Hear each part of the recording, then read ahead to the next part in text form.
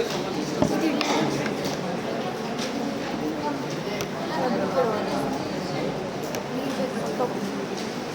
ಇದು ನೀರು ಬೀಳ್ತೈತೆ ಅದು ಕೂಡ ಇಡಕ್ಕೆ ಅದು ಇಸ್ಕೊಂಡು ಕವರ್ ಮಾಡಕ್ಕೆ ಭಾಳ ಇದೆ. ಸಪೋರ್ಟಿಂಗ್ ನಿಂತ್ಕೊಳ್ಳೋಕೆ ಮುಂದೆ ಕಾಣಕ್ಕಿಲ್ಲ ಅಲ್ಲಿ ಹಿಂಗೆ ಹಿಂಗೆ ಹಿಂಗೆ ಇರಬೇಕು. ನೀವು ಕ್ಲಾಸ್ ಇಲ್ವಾ? ಹಿಂದೆನೇ ಏನು ತೊಂದರೆ ಇಲ್ಲ. BSc ಓದಿರೋರು ಕೇಳ್ತಾರೆ. ಮತ್ತೆ ಯಾರು ಝೂಮ್ ಮಾಡಿದ್ರೆ ಬರ್ದಿರೋ ನೀಟಾಗಿ ಕಾಣಿಸ್ತೀಯ. ಎಷ್ಟು ಕೊಡ್ಬೇಕು ಎಲ್ಲರಿಗೂ ಸರ್ಕ್ಯುಲೇಟ್ ಮಾಡ್ತೀಯಾ? ಫಸ್ಟ್ ಫುಲ್ ಕಾನ್ಫಿಡೆನ್ಸ್ ಅಲ್ಲ ಅನ್ಸುತ್ತೆ, ಆಮೇಲೆ ಆಗಿಲ್ಲ ಯಾವ್ದು ಪ್ರೋ ಇದೆ ನಾನು ಕೊಡು. ಪ್ರೋ ಇನ್ನೇ ಮಾಡ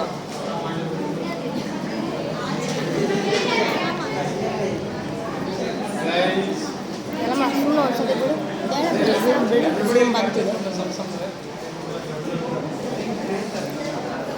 ಇಷ್ಟ ಮಾಡು ಮಾಡ್ತಾರೆ ಆಗ್ತಿದ್ಯಾ?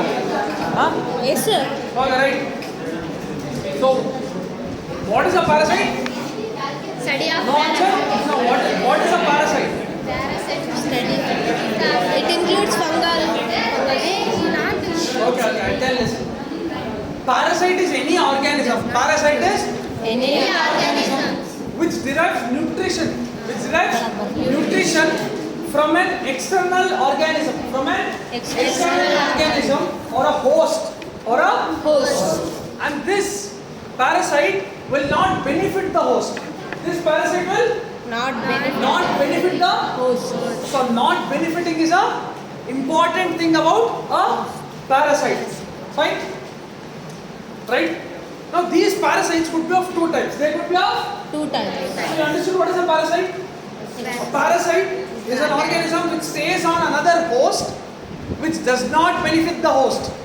Which does not Benefit the host. Right. Now this parasite could be of types. There are types of parasites.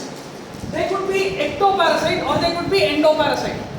Ectoparasites are the ones which stay on the host. Which stay On on the the host. Whereas endoparasites are the parasites which stay inside the host.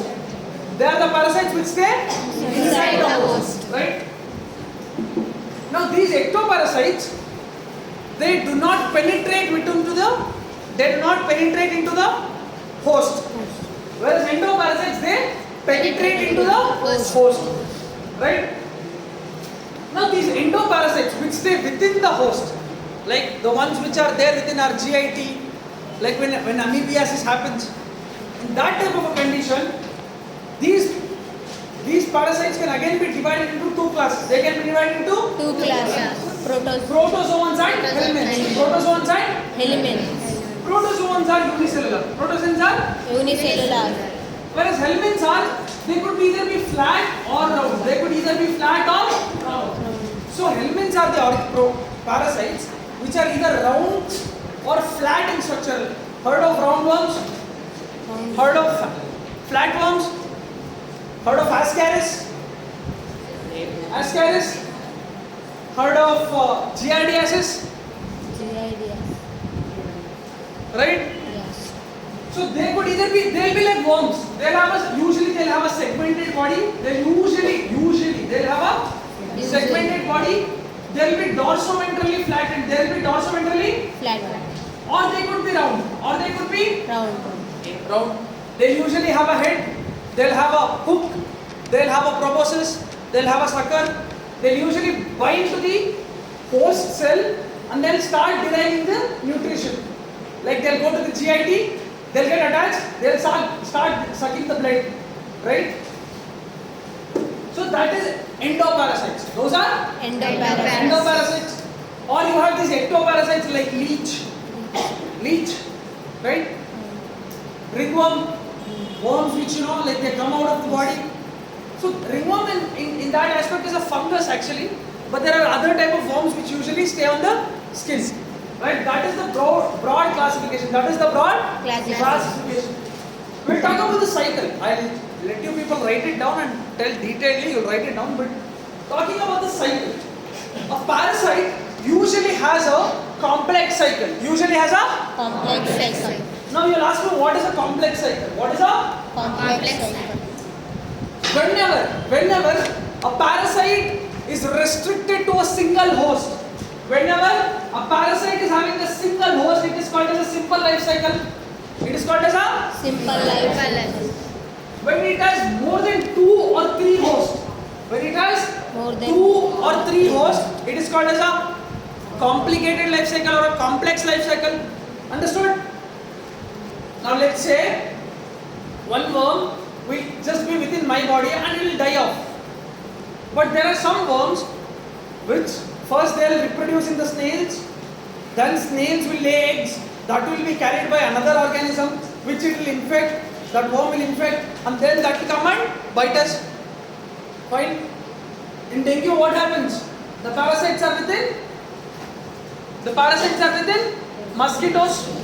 After the mosquito bites us, where does it come and bite? To us. No. Dengue specifically is not the kind of thing I'm talking about. Malaria is something which we can talk about. Dengue is a condition which is caused by virus. Dengue virus. But malaria. In malaria what happens? The malarial parasite goes into the intestine of the mosquito, then penetrates the intestine, comes up all the way to the salivary gland. From the salivary gland, when the mosquito bites us, this malaria parasite will come in. What is the protozoan which is the helminth parasite? Which is the parasite which causes malarial disease? No, that is the mosquito. I'm talking about which is the parasite. It is not the mosquito is basically a vector or it could be one of the hosts. I'm asking which is the parasite. Heard of Plasmodium? Plasmodium vivax, Plasmodium ovale, Plasmodium falciparum. So Plasmodium is the parasite. So more than 2 or 3 hosts is called as a complex life cycle. Okay. What is the mode of transmission? What is the Mode of transmission? Sometimes what happens is, let's say a parasite will be in my fingernail beds. They'll be in my fingernail beds. Now I'll have intense irritation in my eye. I'll have irritation in my eye. I'll start scratching it. What happens? The larvas, the eggs, the trophozoites, all these things will be deposited on the eye. So this is causing infection to the eye now. Now from the eye it can go into the blood vessels, right? Again within the blood vessels, now it can go all the way through the blood, go to my spleen, go to my liver. So this process from within my body to another organ of my body is called as auto-infection. What is it called as? Auto-infection. Now this auto-infection can happen externally or internally. It can happen externally, like from my fingers to my eyes externally, but from my eye to within to liver, it is happening internally through the blood. So that is internal auto-infection. Or else this parasite can come through a vector, like how it happens in malaria, right? It is a host, but at the same time it is also a vector. It carries the parasite from one organism to another organism. So that would be a vector. Correct? Understood? Right. Or else it could be just water. It could be a water-borne parasite. Right? It could be a water-borne parasite. Or it could be, aerial will be very less, but yeah, waterborne. Right? So that is about the life cycle, mode of transmission, simple and complex, right? We'll talk about the classification. Classification is important. I'll make you people write down a table. We'll talk about the laboratory diagnosis. I'm telling everything in general, so that like once I make you people start writing, like let's not cut the flow. Laboratory diagnosis. See, these parasites can infect any part of the body. They can infect any part of the body. There is a parasite called as Echinococcus. It is called as hydatid disease caused by Echinococcus granulosum. Caused by Echinococcus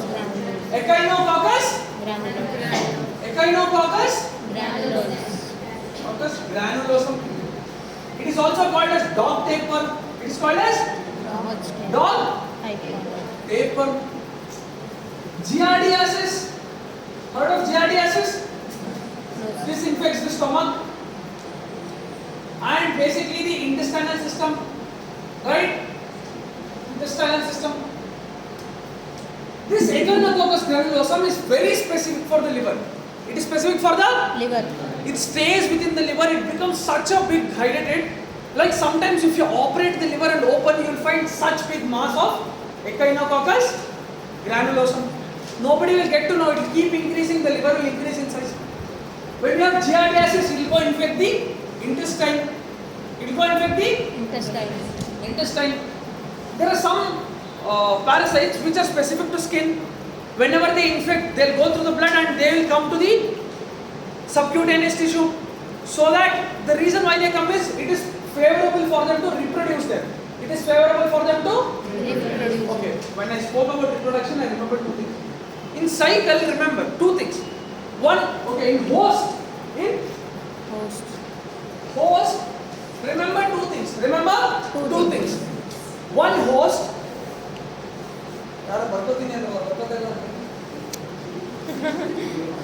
This is the problem. This is the exact reason why I made the video, right? Nobody can cover up all the points, but again tomorrow while you are preparing for the exam, it will be better if you can remember all the points. So that is why I get it done, right? Okay, let's get back. Host, there are two. Usually we can classify the host as two types. We can classify the host as Two types. One is the definitive host. One is the Definitive host. whereas the other one, camera munde the finger. Right? One is the definitive host and the other one is the indefinitive host. One is the definitive host and the other one is the Indefinitive host. wherever sexual cycle happens, wherever Sexual cycle happens. the male, so the female and the male gametes are produced. Wherever the Sexual cycle. female and the male gametes are produced, that organism will be called as the definitive host. That organism is called as the Definitive host. whereas the organisms in which the asexual cycle goes, trophozoite, larva, egg stage, cyst stage, all these stages, whichever happens, will happen in another organism and that will be called as a indefinitive host. That will be called as a Indefinitive So host. what is a definitive host? Sexual. Where the sexual cycle happens, where the male and the female gametes are produced. Whereas wherever there are these trophozoites, cysts and larvas, these stages of life cycle are there, that will be called as the indefinitive host. That will be called as the Indefinitive host. Now, so basically in the life cycle, usually an egg will be produced, then a larva will be produced, then an adult will be produced. This adult will basically have two types, male and female. They'll reproduce. Again, egg, larva. If this egg comes out to the external environment, if it comes out to the external environment, it cannot face the external environment. It cannot face it will get destroyed. To stop the destruction part, it becomes a trophozoite. It becomes a Trophozoite. It becomes a so it becomes a not a trophozoite. It becomes a cyst. It becomes a cyst. It becomes a cyst is a structure which is very hard in nature. Which is Very hard in nature. So it will not be destroyed by the external factors. Then that cyst will break down to produce a trophozoite, larva, so on and so forth. Fine. So that is the life cycle. That is the Life cycle. so first egg, fertilization, trophozoite. If external environment, it will become cyst. Then infection, it will become adults. Right? I tell the life cycle, write it down. Fine, write it down. Why did I tell that is, I am talking about laboratory diagnosis. Whenever you have to detect this protozoa or parasite within the lab, you have to detect what? Now let's say one parasite is staying in my gut. What will you do? How will you detect that parasite? What sample will you take? That parasite might come to blood or might not come to blood. How will you say you have to take only blood? Yeah, blood is one part of it. But you have to check for the eggs. You have to check for the trophozoites. Where will you check? Somebody told. Host. Loudly. Stool samples. Because if it is there in my intestine, because of peristalsis, that egg, that trophozoite will come in the stools. Yes. So you can detect the trophozoite or egg or the adult worm in the stools. Correct? That is one way. sometimes some parasites will come to the perianal region. They'll come to the Perianal. So if this is the anus, in and around the perianal region there will be eggs, trophozoites or adults. So you can take a swab, Swab. take the scrapings from the perianal area and then study it under a microscope. Right?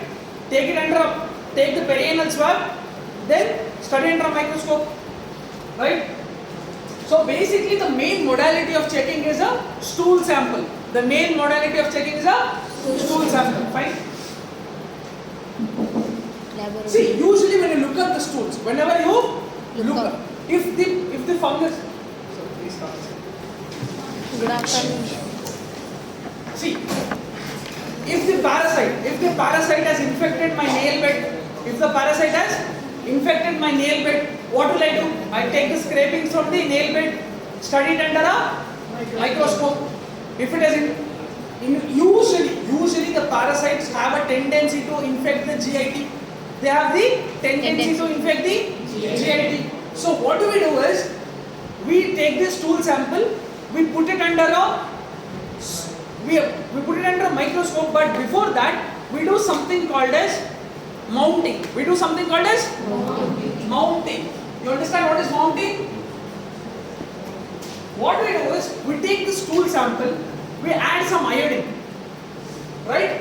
We add some iodine, or we can add some salt solution, and then we look under a microscope. Now the catch is the stools can be looked at microscopically way or macroscopic way.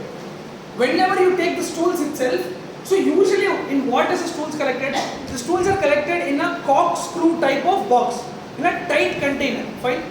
When you look at the stools itself, if the stools are having mucus flakes, if they have mucus flakes, you can if it is mucoid in nature, you can usually detect it to be an amoeboid infection or amoeboid infection. Fine. If the stools are dark red in color, you can suspect an upper GIT infection, like esophagus, then stomach, proximal part of the small intestine, right? But if the stools are bright red, what do you expect? A lower GI bleed, somewhere around rectum, right? Colon. That is one thing you can suspect. So bright red, where is the bleeding? Bright red. So the blood is very fresh. So where will it be? Upper GIT or lower GIT? Lower GIT. If it is dark red, if it is mucoid, amoeboid infection. Fine. That is one way of looking at it in macroscopic way, right? Talking about the microscopic examination, when you look at the microscopic view, I told you about trophozoites. Right? After this fusion of the egg, it will break down to produce trophozoites. These trophozoites are usually motile. What are they? They will move. Now, to understand if there are trophozoites within the stools, we will check for motility. What we do is, we fix this light for 15 minutes under only one view. Only one place is looked at for 15 minutes continuously. And that time we will see if the trophozoite is moving. Understood? Yes, sir. Now the stools can again be of three types. The stools can be again of three types. They can be of three types now. They could be liquid stools, they could be semi-solid stools or solid stools. Correct? Yes, sir. When it is liquid stools, these liquid stools usually have high trophozoite condition, high trophozoite content. Liquid stools usually have high trophozoite contents. I'll tell you why.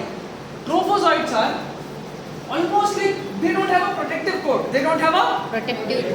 So it is favorable for them to be in a very liquid kind of environment. Does that make sense?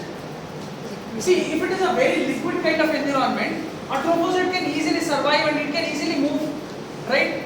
But if it is very hard stool, can it move? It will be very rough now. So that time cysts are produced. What is produced? Cysts. Remember, cyst is always a protective covering, right? So if it is hard stools, a cyst is produced. If it is liquid stools, then trophozoites are produced, right? If it is semi-solid, what will be produced? Both cyst and trophozoid.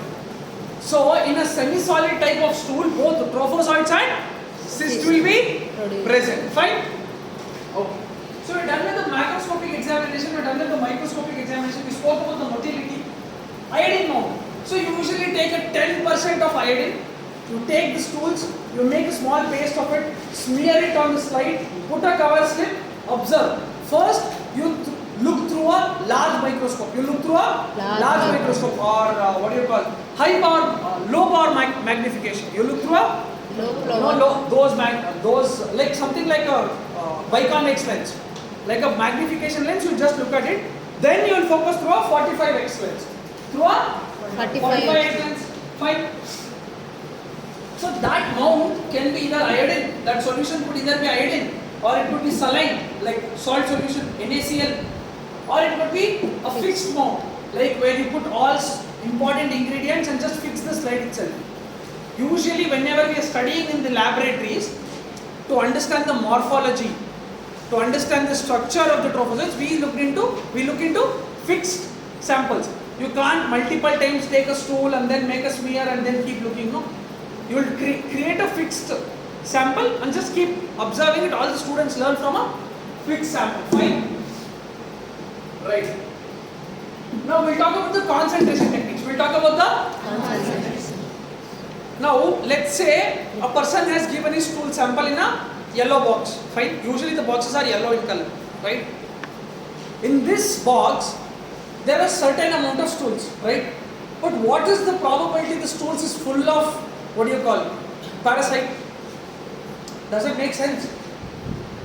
Let's say I've collected small yellow box of sample, right? Let's say there might be 1 or 2 bacteria or 2 parasites, like there might be 1 or 2 cysts. There might be only 1 or 2 cysts, no? There might not be many cysts. So, to see if there are, to make sure that we find only these 1 and 2 cysts itself, we do something called as concentration technique. We do something called as concentration technique. Like let's say there are so many people. Let's say there are so many people in this room, right? But let's say you have to make sure that you keep one circle there, and that circle everybody has to stand.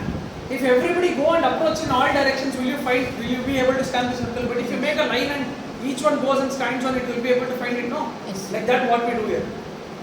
We try to concentrate the stool sample. We try to Concentration. There are 2 types of concentration techniques. One is sedimentation. One is sedimentation. The other one is flotation. The other one is flotation. Understood? Yes. You know, in water filter what happens? Like let's say there is mixed water. Now mud plus water is all mixed. If you let that water settle in a container, all the heavy particles will come down, right? And the light particles usually stay up. That's what we do with the stool sample. What we do is we make a mixture of it and we let it settle, so that only the eggs, usually the cyst, they will fall down. So in the lower strata, we'll start selecting some content and start studying it.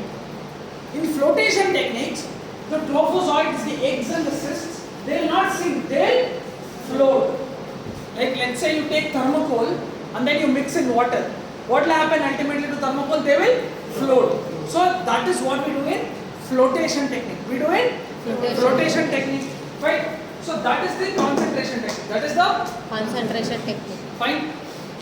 So this is basically the overview of general parasitology. Fine. We spoke about what is a parasite, right? We spoke about the types. Could it be an ectoparasite, endoparasite? Under endoparasite, we spoke about 2 types: protozoans, which are unicellular, and multicellular segmented body or round-shaped body, helminths. Life cycle: an egg, first an egg, after that a trophozoite. If it is unfavorable condition, then cyst, then adults, then fertilization, following back to egg. We spoke about host, could be a definitive host, could be a indefinitive host. The life cycle could be a simple life cycle or a complex life cycle. We spoke about classification. We'll talk about classification. Make you write it down. Then we spoke about laboratory diagnosis. But we said that parasites usually infect the GI system. But they usually have a tendency to infect any place. Could be ectoparasites or like leeches, or endoparasites like helminths. Right? Laboratory diagnosis, we spoke about how to collect the specimen, then how to view it, like we put it under a, Microscope. what is that, mount, right? Saline mounts, iodine mounts, fixed mounts, right? Okay, now what is the time and frequency? This is one thing we'll talk about. When should you collect a stool sample? Stool sample. Usually, before starting the anti-helminthic drugs, you should collect the stool sample, first point. Second, it's better we take the stool sample at the natural time, like morning, when the stools are usually passing, right? Talking about the frequency, in 10 days span, you should usually take 3 times. In 10 days span, you should take for 3 times. If it is amoebiasis or giardiasis, you have to take for more times. You have to take almost 6 times. Fine? Okay, we collect it in a yellow container, which is corkscrew locking mechanism, and right? Now, why we usually collect the eggs and trophozoites is also to see if the anti-helminthic drug is working. Like let's say first day he comes to the OPD and we collect his samples. We see there are like 10 trophozoites or 10 cysts. Now I'll give him 1 week of albendazole or mebendazole or tinidazole. After 3 weeks, I'll ask him to come back. Now if I take a stool sample, how many trophozoites should be there? Should there be more or should there be less? More. Why the less? I've given tablets, no? So to check if these tablets are working, we'll do the stool sample again. Understood? Make sense? Okay. So macroscopic examination, if it's bright red, it is thin. Lower GI grade. Upper GI grade will have what color? Black. If it is blue color, it will be amoebic. Motility. 15 minutes you have to look at only one space so that if you see the trophozoites moving. Iodine mount and concentration techniques. Right? Okay, now I'll make you people write some classifications, just write it down. Time over. Yeah, 10 minutes are there, we'll just make it right. Not much is there. One classification is there, write it down. One classification is there.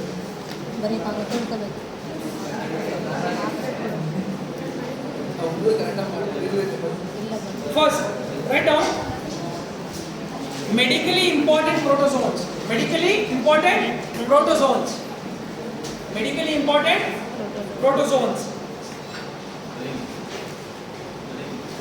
Which one, sir? Protozoans. What is it? P-R-O, proto. This marker won't even write. P-R-O, proto, zoans. Z-O-A-N-S. Zoans. Fine? Protozoans. Write down. Amoeba. A-M-O-E-B-A. Amoeba. Right? These are headings. Amoeba. Write down next flagellates.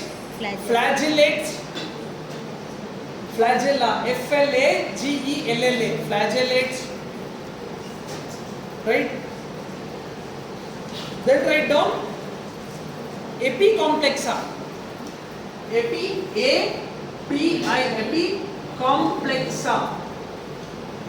Epicomplexa. Right? Write down medically important helminth.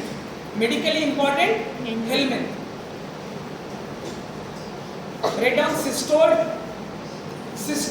C-E-S-T-O-D-E.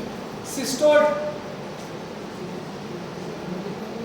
Write down flukes. Next heading, write down flukes. F-L-U-K-E-S. Flukes.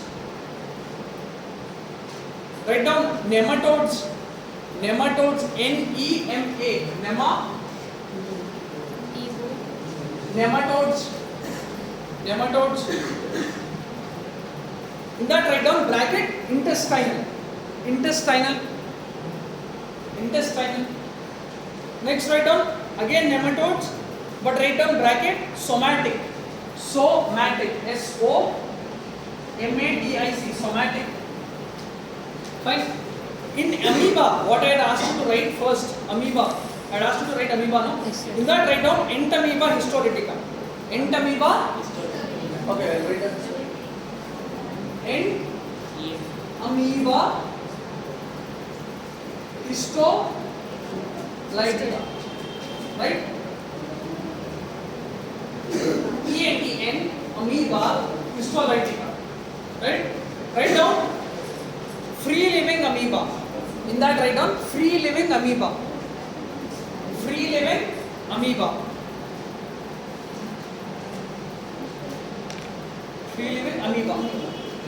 In flagellates I asked you to write down. In that flagellates write down intestinal flagellates. Write down giardia. G-I-A-R-D-I-A. Giardia.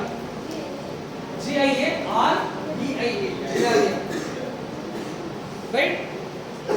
Write down genital flagellate. Genital, G-E-N-I-T-A-L. Genital flagellates. Write down trichomonas. T-R-I-C-H-O-M-O-N-A-S. Trichomonas. Write down in that only hemoflagellates. Fast ಆಗ್ತಿದ್ಯಾ? Fast ಆಗಿ ಬರೀರಿ ಮತ್ತೆ. ಎರಡಕ್ಕೂ ಒಬ್ಬರೇ answer. Hemoflagellates. H-E-M-O, hemoflagellates. In that write down trypanosoma. T-R-Y-P-A-N-O-S-O-M-A. Trypanosoma. In epicomplexa, I have asked you to write epicomplexa, no? In that write down malarial parasite. What is the malarial parasite? Plasmodium. So write down malarial parasite or plasmodium. Fine.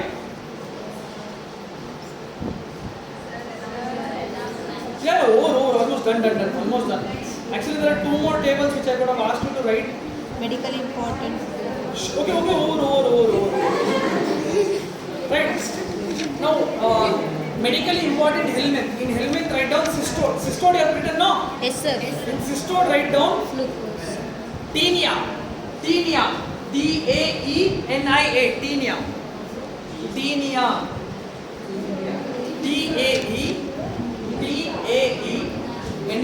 Tinea.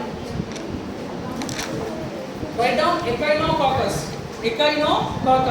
E-C-H-I coccus. C-O-C-C-U-S.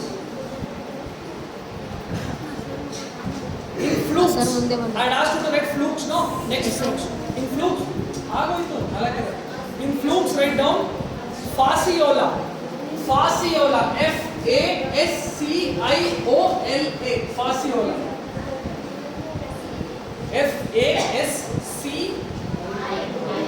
Fasciola.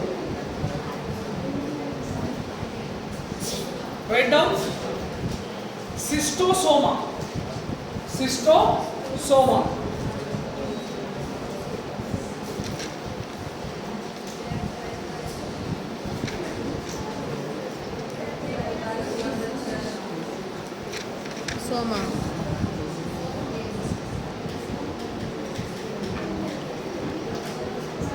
Cystosoma.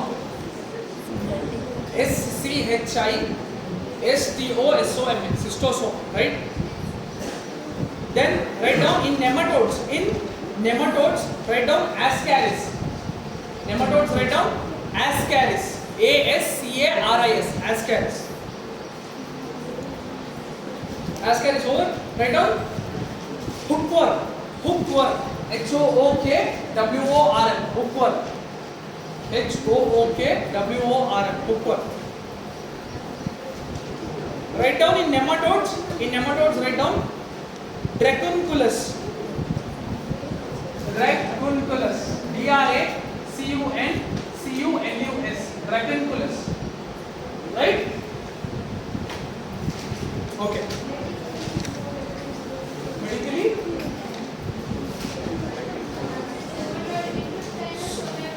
Intestinally, you have written hookworm and ascaris. Correct? Dracunculus is somatic nematode. Somatic nematode ಹೇಳಿದ್ನಲ್ಲ ಅದರಲ್ಲಿ write down Dracunculus. And you can also write filarial nematode. Filarial nematode. Filarial nematode. So that's it. Actually, we could have done primary host, secondary host on that one table. That I'll try sending in the group. Somebody remind it to me. Fine? Then Somebody remind it to me. Okay, listen. Last thing. Okay, just listen. Only listening. Kana kaka. Listen. See, when you are looking at the slide, you have to look into Z technique. You have to look through Z technique. What is Z technique? You start from the bottom left corner, go like this, go like this, go like this. Fine? This is Z technique. Or else you can start like this and then go like this. Anything is fine, but the point is start from bottom and then go top. Fine? That is one thing. Second, so parasites, how do you detect? How do you detect parasites? Take stool sample, concentrate, you saw done. Perianal swab you took. Sometimes, if it is very difficult, you'll go to the whole, like in echinococcus, I told you hydatid disease, no? Liver, dog tapeworm. What you do is, you take a needle and then go to the local site itself. So in liver, you take a liver biopsy. In intestine, you take a duodenal aspirate. You take a... So, if it is very, you're not able to find it in blood, you go to the location and only you take the... So for liver, for dog tapeworm, you do liver biopsy. For duodenal aspirate you take.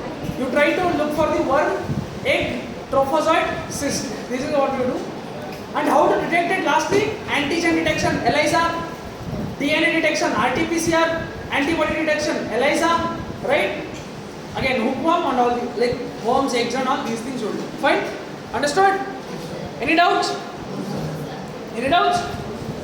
Okay, next class I'll make you write some superficial mycosis and deep mycosis left on fungus. I'll teach you that.